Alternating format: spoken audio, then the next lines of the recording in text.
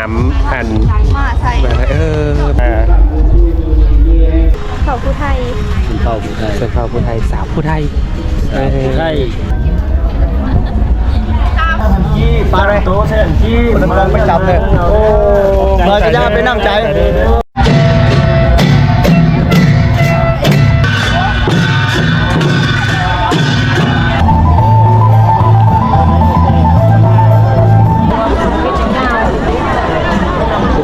สวย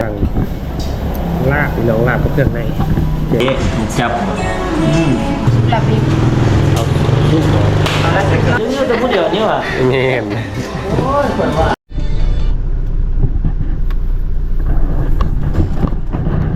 ยสบายดีพี่น้อง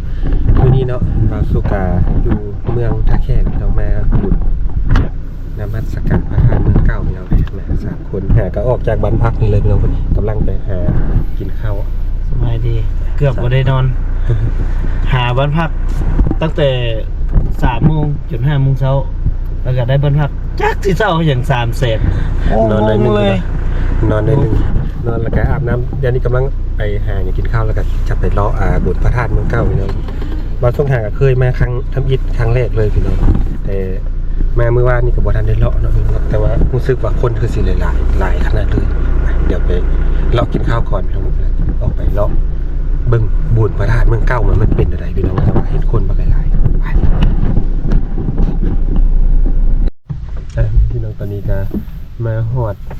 บ่อนกินข้าวแล้วพี่น้องขี่รถมาหน่อยเดียวพี่น้องอันนี้ก็ใกล้ๆกับแคมป์ของอะไรพี่น้องใกล้ๆแคมป์ของท่าแขกเนาะอยู่นั่นจะเปลี่ยนแบบว่าอย่างก็เพิ่นอันบ่อนอันที่ว่าเพิ่นไว้เป็นที่ระลึกนะพี่น้องแต่สมัยอันฝรั่งเนาะฝรั่งเข้ามาอันปกครองแต่ก่อนอยู่ในบริเวณนี้ก็จะเป็นเฮือนแบบ2 ชั้นแบบคือแบบฝรั่งเศสอะไรพี่น้องเลยเป็น2 ชั้นเหมือนกันยังไงอนุรักษ์อยู่แบบนั้นเนาะส่วนเป็น2 ชั้นแบบนั้นเลยแบบนั้นเลยกลับมาแต่งครับช่วงอะไรมีอยู่เนาะชาร์จแบตไปเวลาจะลองชาร์จแบตก่อน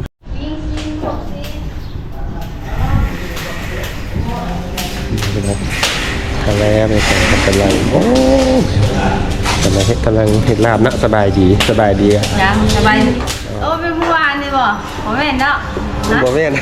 ก็เดี๋ยวถ่ายยังไม่เห็นโอ้เมื่อวานก็มีคนมาตลอดเนาะเลยอันนี้มันเพิ่นใส่เฟือใส่ลาบอ่ะแล้วอันนี้แหละเครื่องในจ้ำเจียวแบบเจียวขุ่นดิสำหรับเครื่องลาบซุปนึ่งเอาลาบบิบเอาซุปเอาลาบเครื่องในเนี่ยเอาหมดจ้ำเจียวเอาบอกเครื่องในเครื่องในเอาข้างในซุป1เนาะจาน1เนาะเครื่องในจาน1เนาะยังเราจะกำลังซอยเอาบุไปซะเลยพวกของนี่ไปเรื่องจะพูดเดี๋ยวนี้ว่ะเงี้ยโอ้ยเปิดว่าละกำลังซอยแล้วอยู่เดี๋ยวมาแล้วพี่น้องโอ้เครื่องในพี่น้องสั่งลาบพี่น้องลาบกับเครื่องในแจ่วผมลองไงลองระบอลองมึงเครื่องในก่อนผมแบบก้อยผมนะเพลงเขาเอาหน่อยลองมึงชิมก่อนตาแสบขนาดเลยวิธีกินมันต้องไปซีมันจังได้เนื้อได้หนังดูซีได้สำหรับซีจับเอามือจับตาแสบจ้ะต้องเอามือจับเหรอ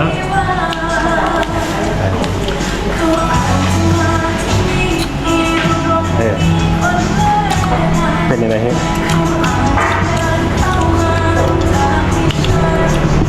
เอาครับ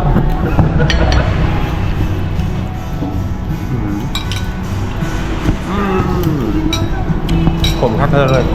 คือบัวอะไรกินคือว่าขาวนิดน้อยพุทธนี่เหรอ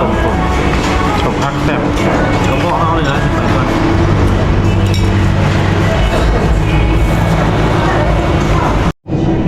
พี่น้องมาแล้วมาครบแล้วลาบกับเครื่องในพี่น้องแล้วก็ข้าวเหนียวคนละ10เหนียวร้อนเลยกรอบควันอยู่เลยพี่น้อง กูจะไปช่วยคนตลอดเลย กับ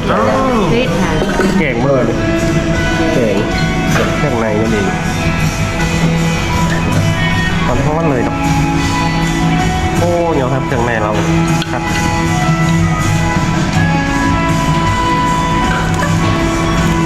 ขนาดเลยโอ้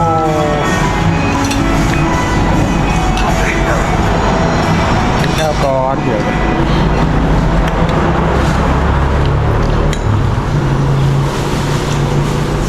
เน้น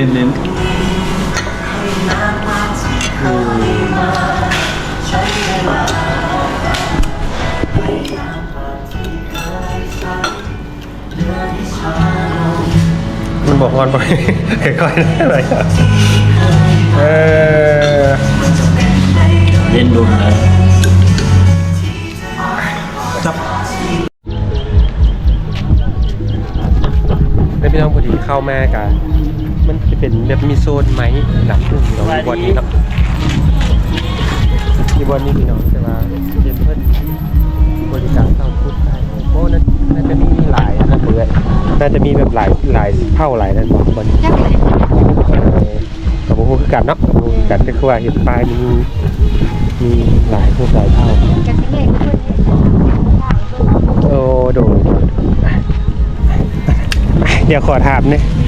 อันนี้มันสุดอย่างเนาะอันนี้คือสาวผู้ไทยป่ะ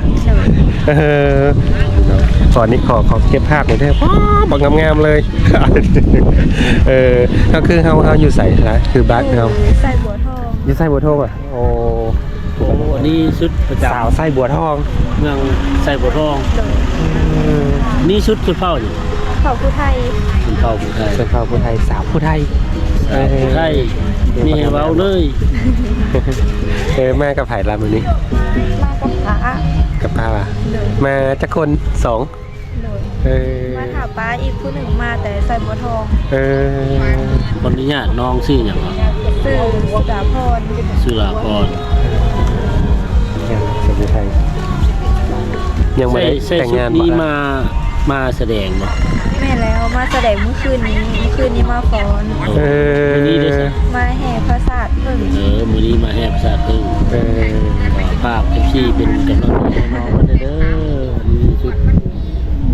เข้าผู้ไทยเมืองเสกทองนะหมู่ได้สิหมู่พระเจ้ายังไปเลาะซื้อเครื่องอยู่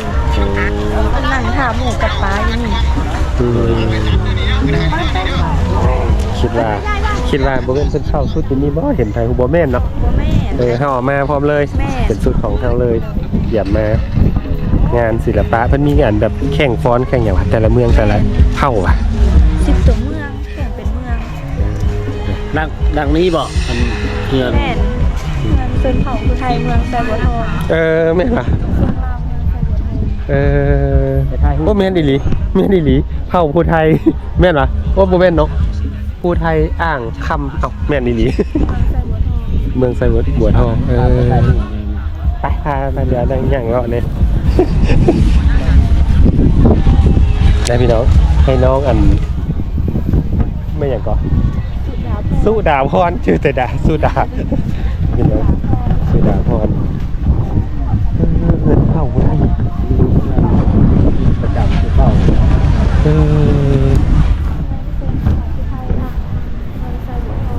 ยืนเต็มป้ายนั่นอะไรงามอีกพี่น้องทับไปอีกเป็นโชคไหมพี่น้องเดี๋ยวน้องสุดาพร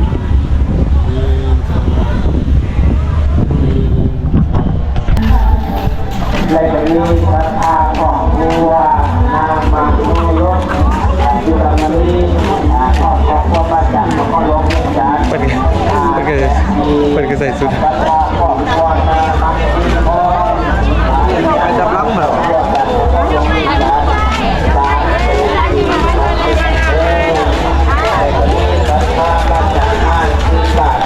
มาตัดเสียงแห่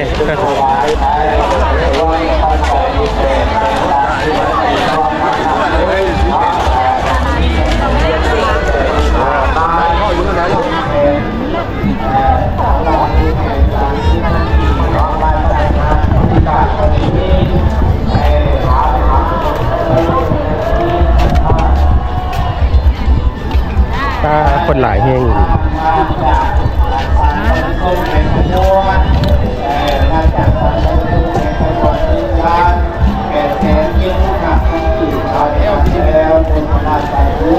ในโซนนี้มีคนหลายอยู่ครับ ก็แทนหาม่วง เนาะ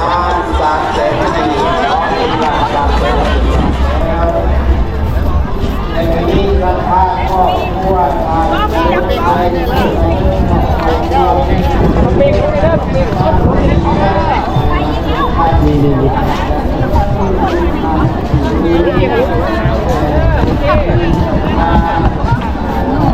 ี่โอ้อันนี้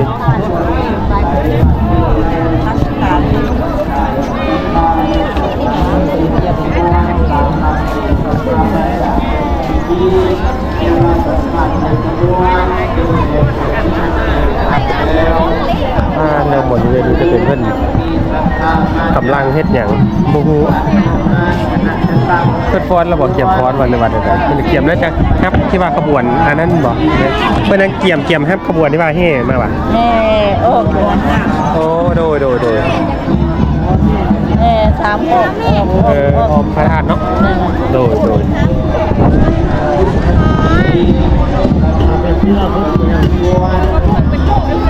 โอ้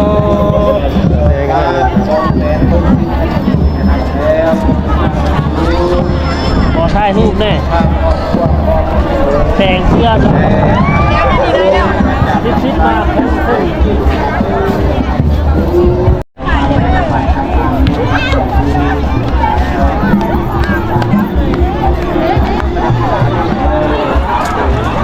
เมืองไซบัวทองโอ้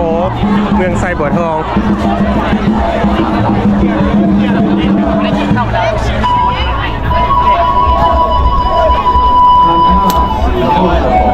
อันนี้เป็นบริษัทโอ้อันนี้เป็นบริษัท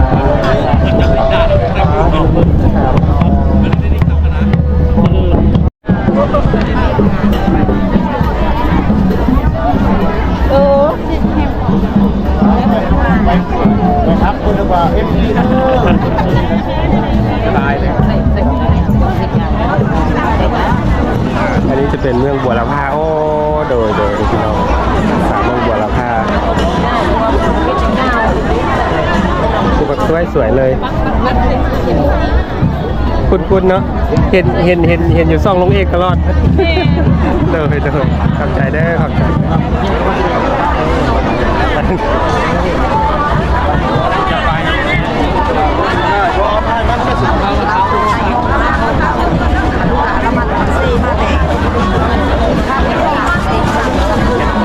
คุยเดินนา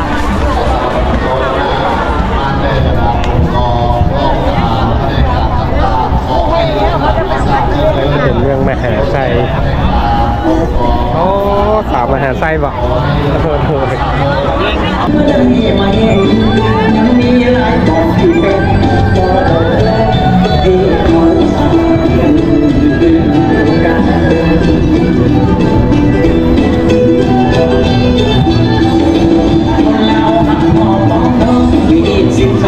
มีของสิ่งมีบุญบาเฮหลายหอยดีที่สืบสานช่วงเรือบุญของพรรษาเดิมกันปีใหม่สงกรานต์เดือนพ้นที่เขาผ่านเขาพากันมาเสริมบ้านไทย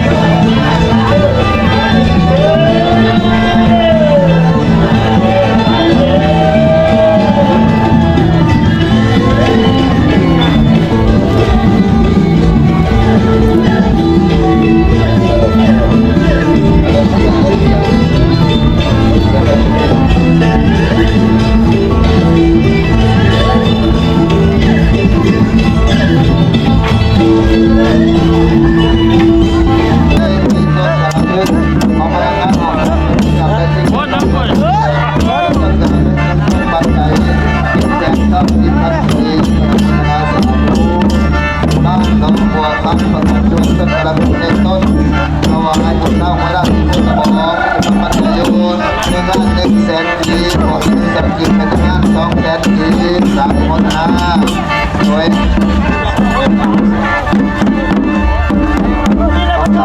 การจากแต่คนทุกเป็นจำนวน2 ล้าน5 แสน 6 หมื่นกีการชนะมาได้เวลาแล้วได้ชนะวันนี้นะที่มาประมูลในเวลาของเราน้อยกับพ่อมาละ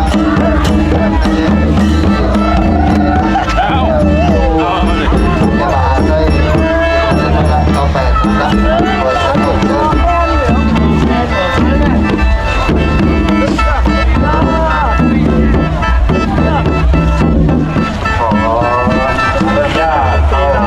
เอาแค่สุดๆเลย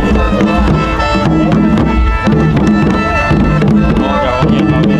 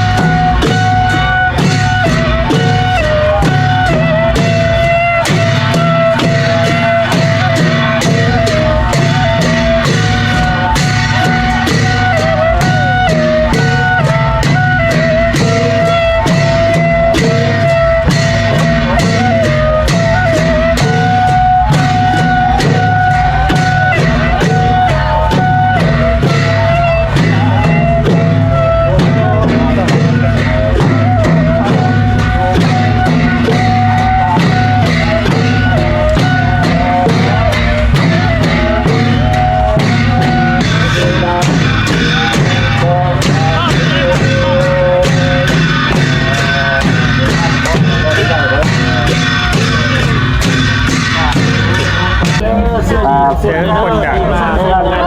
ถ้ามันโตไปเถิดเจ้าก็จะพออะไรอย่างนี้เถิด มาเบิ่งเอาเด้อ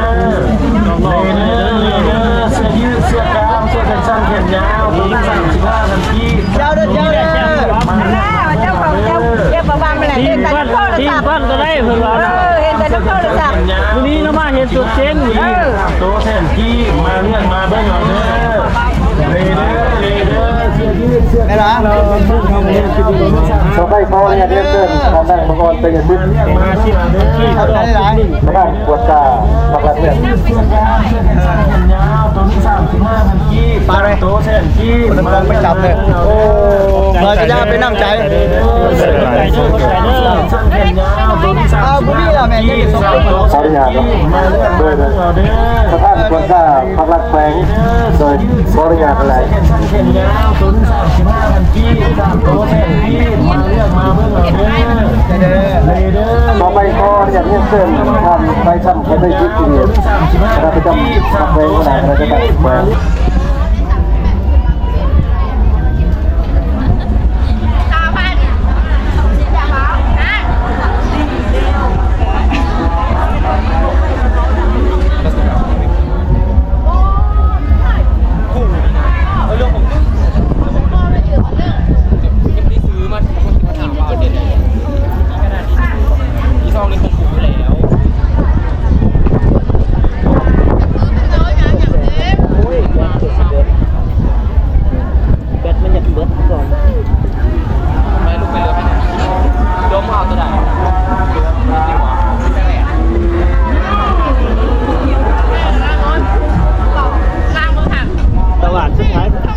เบ้าเบอร์เจ้า ฮะ เบอร์หน้าเจ้าไว้ เปิดให้ยัง แจ้งกับสองคนหน้าซ้ายหลังเบอร์เรื่องของนั้นเห็นอยู่มันเป็นสีนี้มันก็ย้อนยุคไปอีกเศร้าหมู่เลยเนาะ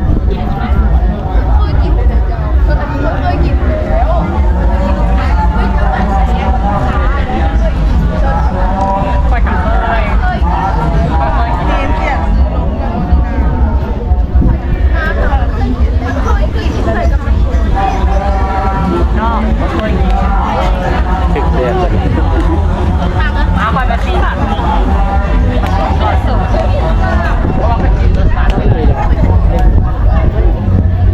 เพราะว่าตะวันดูหลัง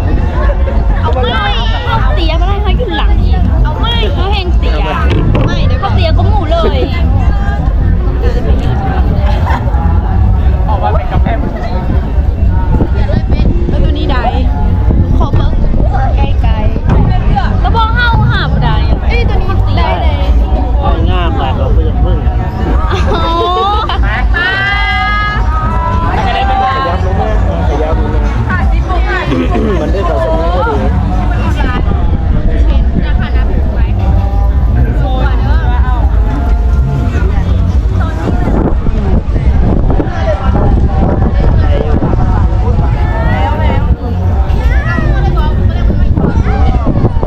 ไปสาวก้อนดาวเอ็ดทีไลน์เขามาเพิ่ง เอาไอ้ที่ลายแล้วว่าเขาเรียกมัน สาวก้อนนี่เอ็ดทีไลน์เขาเพิ่งนี่ว่าสาวก้อนว่าเป็น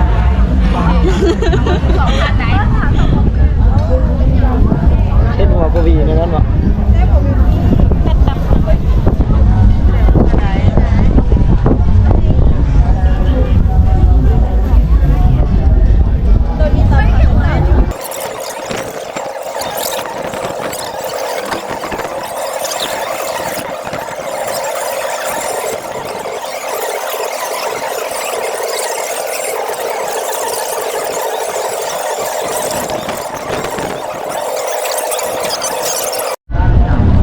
พี่น้องนี่ก็คือบรรยากาศที่ว่าหลังจากที่ว่าเหตุประสาทเพิ่งแล้วพี่น้องเราจะมาพักผ่อนอยู่ในเงินมันจะมีเงินทรงลาวเลยพี่น้องบนนี้เนาะมีเงินทรงลาวแล้วเท่ากับจะไปเนาะมีน้องๆพาไปเลาะ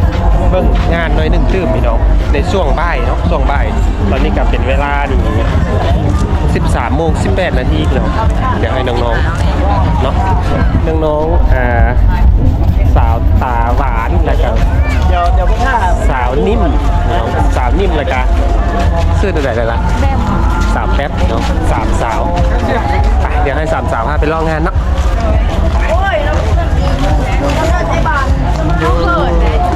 สาวท่าแขกพี่น้องให้สาวท่าแขกพาไปลองงานมึง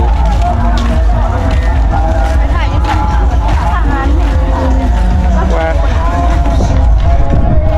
ใครเตียงข้ามมาไปใส่เราไปใส่ ไปขอธนาคาร โอ้โดยบ่ย่านดำบ้าผู้สาวย ายาเนี่ยเซ็ตยานดับกันส่งบ้านนี่กับคนหลายอยู่เนาะหลายอยู่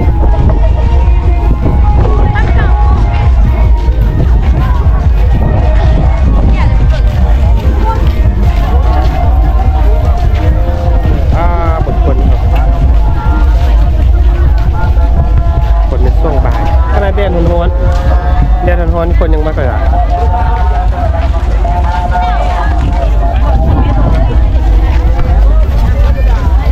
สาวนิ่มเนาะสาวสวยเนาะ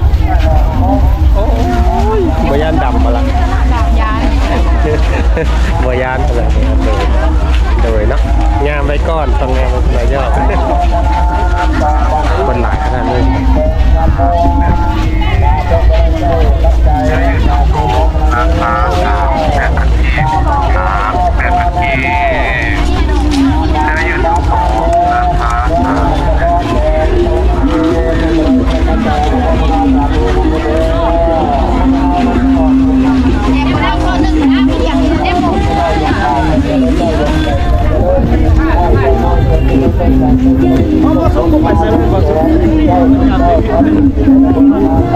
มาเพื่อนนี่เนาะ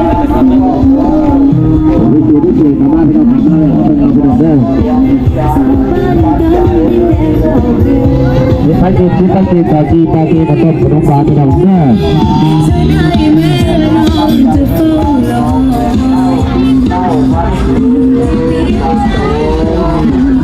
เรากำลังไปรอดทั้งไหนดีนะ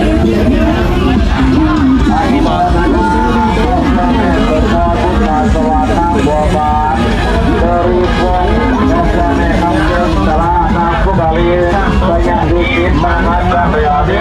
saya bisnisnya tata saya bisnis kawaiฉันเห็นยาวตัวนึง35,000กีบตัวเส้นกีบมาเลือกมาเพื่อเราเลเดอร์เสื้อยืดเสื้อกล้ามเสื้อแขนสั้นแขนยาวตัวนึง35,000กีบ3ตัวเส้นกีบมาเลือกมาเพื่อเราเด้อเลเดอร์เสื้อยืดเสื้อกล้ามเสื้อแขนสั้นแขนยาวตัวนึง35,000กีบ3ตัวเส้นกีบ มีเป็ดปิ้นเนาะเป็ดปิ้น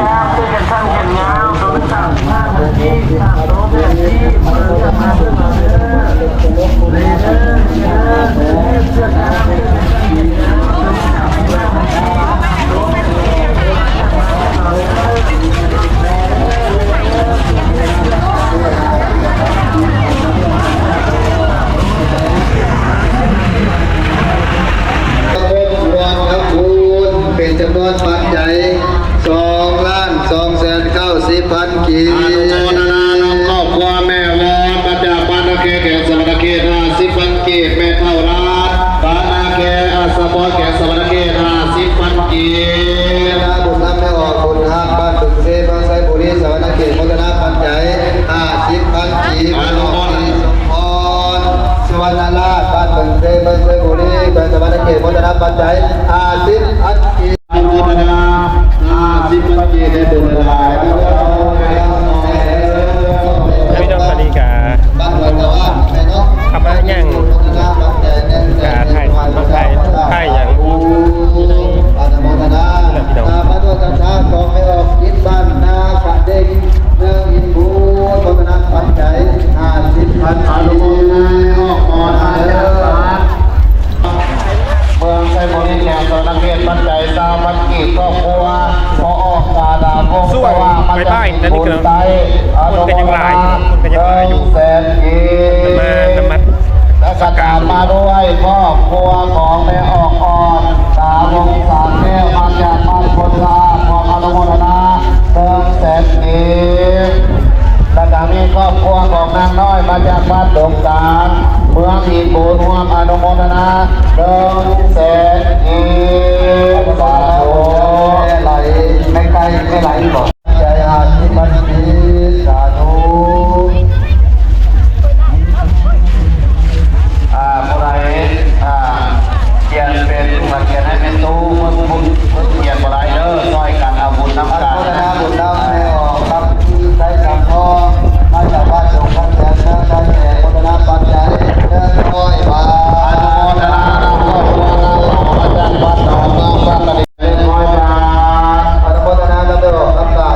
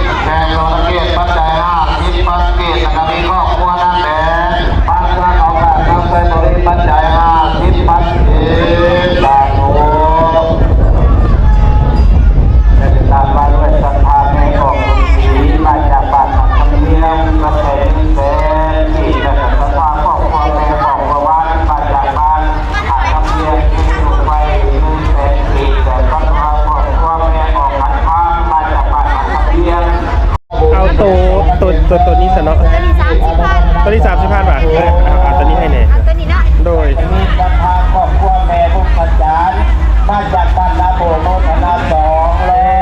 บาท100 บาท ช่วงบ่ายๆเนาะช่วงบ่ายๆเขาจะเขียนไปไว้นมัสการเนาะเพราะว่ายังเนาะคือว่ายังไม่ได้ไปนมัสการอะไรก็แล้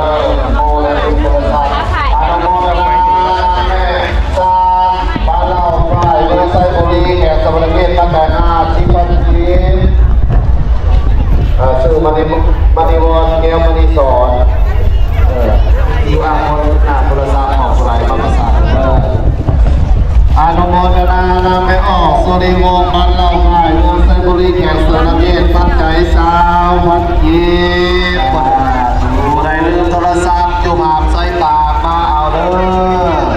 และก็มีศรัทธามาจากบ้านสมสะอาดเมืองในเขตสิงคโปร์เงินรุ่นธนามีปัจจัย1,200,000 กีบจากแล้ว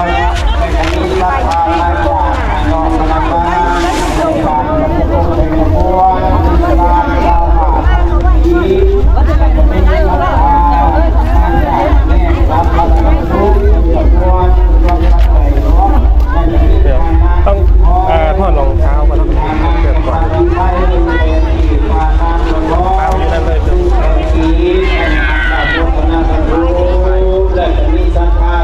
พี่น้องก็คือเป็นพี่น้องก็คือเฮากะต้องได้อ้อมเดี๋ยวได้อ้อม3เทื่อแล้วจังมานั่นเนาะเด้อ อนุโมทนานับคณะจันตักแหวนขบวนมีปัจจัยต้นกระเบื้องสามัคคี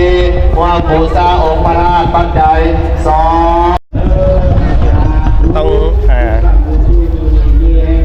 อ้อมเพียงเนาะอ้อมตามที่ว่าเพื่อนเฮ็ดเพื่อนพาเฮ็ดพี่น้องก็คือเขาอ้อม3เทื่อ3รอบ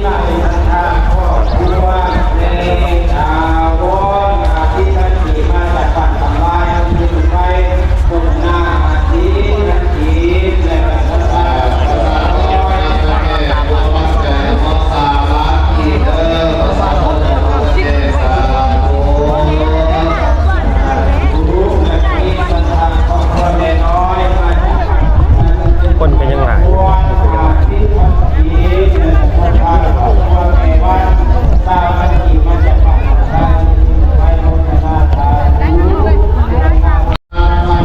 พี่น้องตอนนี้กะครบรอบ3รอบแล้วพี่น้องเป็นน้องกันมาทาน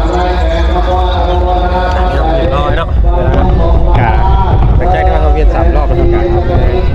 เมื่อวานนมัสการนั่นเองเนาะของพรอย่างต่างๆอยู่ข้างหน้าเนี่ยพี่น้องนี่เลยเราก็จะได้กลับไปหา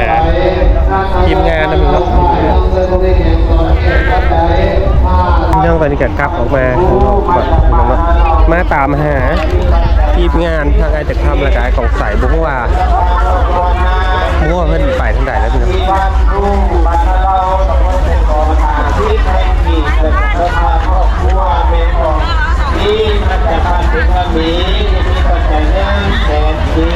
มาด้วยขอบคุณแม่ออกติดเสียราชเขาจะพาพระหลวงนครหลวงเนื่องจากมีปัจจัยบำรุงอุปราช50 ปีครอบครัว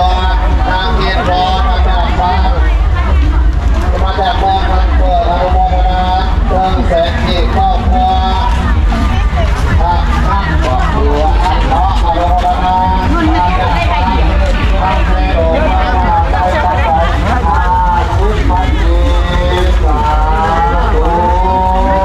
และมีศรัทธามาจากโรงการคณะบริหารชาวทุกและจำนวนที่ส่วนจำนวนปัจจัย1,39,000 กีบว่าอนุโมทนาบางแก้วมาจากวัดมาจากเมืองคำเกิดแห่งบริษัทใด100 บาทและก็ตามมาด้วยครอบครัวของแม่ออกตองแก้วสุวรรณจักรมาจากบ้าน โซนนี้เพียงเนาะโซนนี้ก็ว่า คำเกิดแห่งบริษัทใดหอมปูซาองค์ราชปัจจัย200,000 กี มัคคีมาจากบ้านมาจากบ้านนาบวบเขตจอมทองมีปัจจัย1,190,000 กีบแล้วก็ตามมาด้วยครอบครัวตัวเกศแม่เรียนบ้านเพียงไทยเมืองไซบุรีแขกสวรรณเขตพวกอนุโมทนาบำรุงพระราช200 บาทนางมวยตังทำแผลใหญ่เมืองมหาไซ50,000 กีบสาธุครอบครัวเมออกสีมาจากบ้านแถวบ้านนั่นเราเมื่อมีศูนย์เรา50,000 กีบและก็ครอบครัวเมออกจอยบ้านนาบ้านเราข้ามเมื่อมีศูนย์50,000 กีบครอบครัวเมเท่าผิวบ้านนาเราเมื่อมีศูนย์50,000 กีบและก็ครอบครัวเมพุนครอบครัวปากจบบอสเป็นใช่เนื้อแกงกีฬามาเรียนครอบครัวไม่ออกผู้เดินสว่างสว่างใจมาพ้นจิตมาใจใจเดินไปเรื่อยๆเดินที่ครอบครัวไม่กีฬาทำวันหวยแก้วทำไมเป็นแบบนี้และไม่ได้สร้างครอบครัวทั้ง3 ตัว1เลยเด้อมันจะบ้านเลยเด้อ235,000 3 ตัว1เลยเด้อ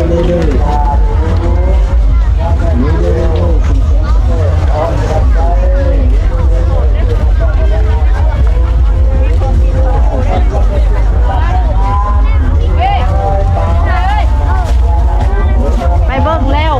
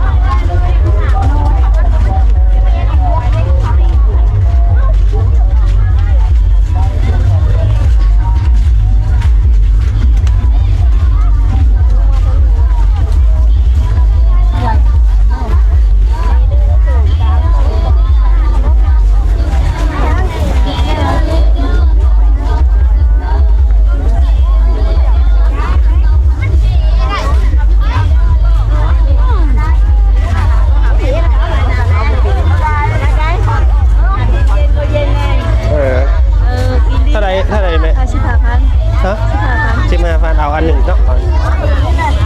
โอเคบ่ใส่ถุงเลยบ่ใส่ถุงเลย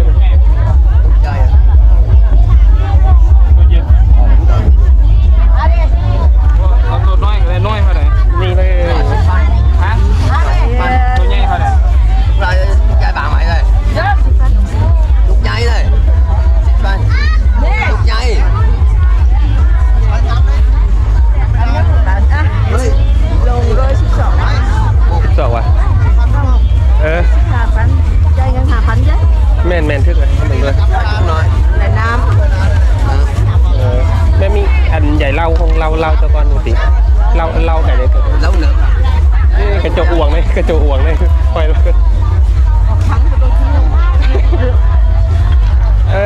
โอเคขอบใจ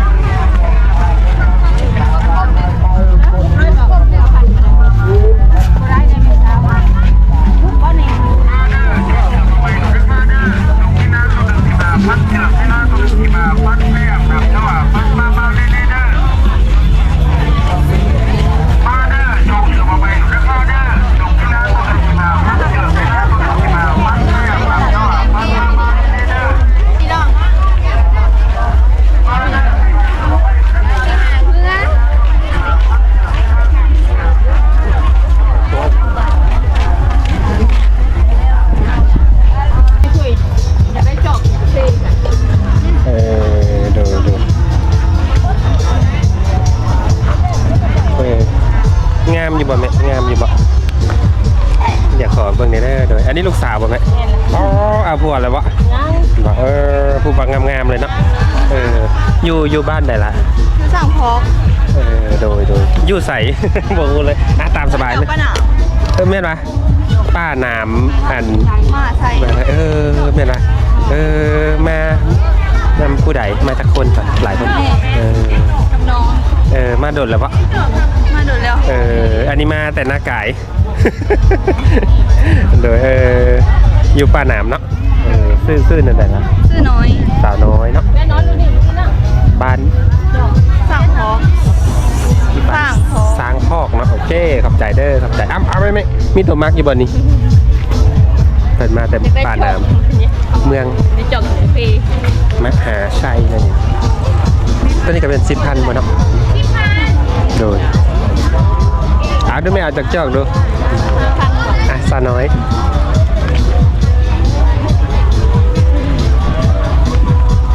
กางามเนาะลายมันงามสาวสวยเรา ร็อก คือนี่เท่าไหร่เดือนมัน10,000เนาะเอ้ย อ๋อพ่อล่ะผู้ละ2ล้านน้อง เอาเองกดแก้วเห็นไหม ก็บดตากันเบานะหน่อยมันเบาหรอกคือแขนมันละลา เดียวกันค่ะแม่นเอาแก้วน่าจะ5เลยลูก 10,000นี่เลยหวานนั่นสิยืนกินหวานน้อยเอาเลยโดย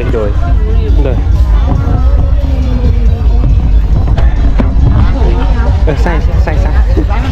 โดยแน่นโอเคขอบใจหลายๆ